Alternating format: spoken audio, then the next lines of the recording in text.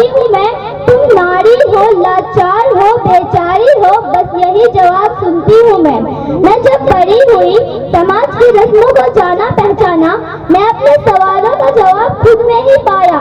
लाचार नहीं, बेचारी नहीं, मैं धड़कती आग की चिंगारी हूँ, छेड़ो मत जल जाओगे, मैं दुर्गा और काली हूँ। माता पिता की अभिमान हूँ, इस देश की शान हूँ, मैं नारी हूँ, इस देश की आधार हूँ। आदरणीय प्राचार्य महोदय, शिक्षकगण, अतिथिगण एवं मेरे प्यारे भाइयों और बहनों, मैं महजबी फ्लोरेंस एकेडमी कक्षा 5 की छात्रा आज आप सभी के सामने महिला सशक्तिकरण और समाज की भूमिका पर कुछ शब्द कहना चाहती हूँ। सर्वप्रथम आप सभी यही सोच रहे होंगे ना, महिला सशक्तिकरण का अर्थ क्या है? तो मैं आप लोग को बता दूं, महिला सशक्तिकरण का अर्थ है महिलाओं को बिना किसी भेदभाव के जीवन जीने के प्रत्येक क्षेत्र में स्वतंत्रता पूर्वक कार्य करने का अधिकार ही महिला सशक्तिकरण कहलाता है।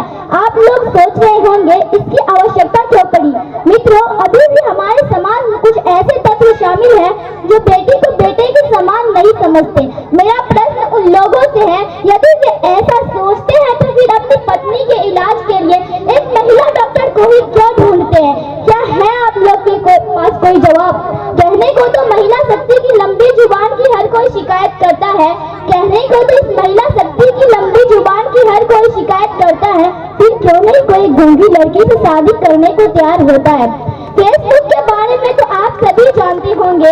जी हाँ, उसी फेसबुक के सीईओ मार्क जुकरबर्ग अपनी बेटे पैदा होने की खुशी में अपने जायदाद का 99%, जी हाँ 99% दान कर दिए। और वही दूसरी और हमारे देश में एक पिता अपनी बेटी की दहेज इकट्ठा करने की चिंता में घड़ी तक पहनना छोड़ देते हैं। हम कहते हैं हमारा देश बहुत तरक्की कर रहा है, वाह रे वाह, अजीब रिवाज है हमारे देश का। नियत आदमियों की खराब होती है और घूंघट इस नारी शक्ति से निकलवाया जाता है, परंतु आज की नारी पुरुषों के साथ कंधे से कंधे मिलाकर बढ़ रही है और इसमें समाज और सरकार भी योगदान दे रही है। सरकार के द्वारा बेटी बचाओ बेटी पढ़ाओ, सुकन्या समृद्धि योजना, उज्ज्वला योजना जैसी अनेक योजनाएं भी लागू की गई है और राज्यसभा लोकसभा में भी महिलाओं के लिए सीटें आरक्षित रखी गई है।